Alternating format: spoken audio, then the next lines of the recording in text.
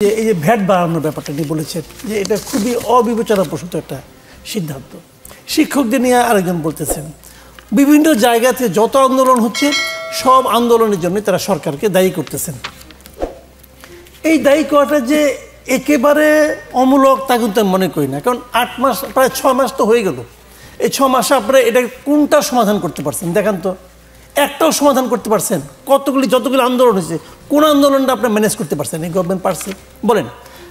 একটা জিনিসকে দেখেন, এই যে আমি অর্থনৈতিক বিষয়টা একটু বলি আপনাদেরকে। এই যে তারা শতাধিক পণ্যে ভ্যাট এবং এক্সাইজ ডিউটি যোগ করলো, মানে সম্পর্ক শুল্ক যোগ করলো।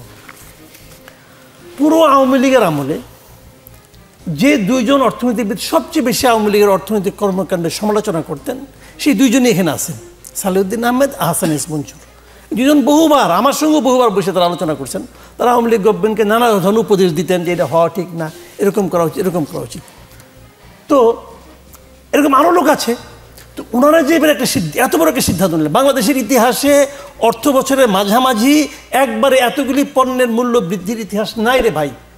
ওনারা সেই ব্যবস্থা করেছেন। আমি কিন্তু সবিনয়ে প্রশ্ন করতে চাই, আপনারা কার সঙ্গে আলাপ করে করেছেন? আপনাদেরকে সাহায্য করার জন্য, আপনাদেরকে পরামর্শ দেওয়ার জন্য দেশে অর্থনীতিবিদের এখন অভাব নাই। আপনারা কার সঙ্গে কথা বলে করেছেন? কথা বলার কোনো প্রয়োজনীয়তা অনুভব করেন নাই। কেন করেন নাই? করেন নাই এই কারণে আগের সরকার করতো না। আগের সরকার কিন্তু যা ইচ্ছা হতো তাই করতো। তা আপনি সেটাকে ফলো করেছেন। এই জন্য আগের সরকার যে করতো না কারোর সঙ্গে পরামর্শ, এই জন্য ওদেরকে আমরা স্বৈরাচারী বলতাম। তাহলে আপনি তো মহাস্বৈরাচারী ভাই।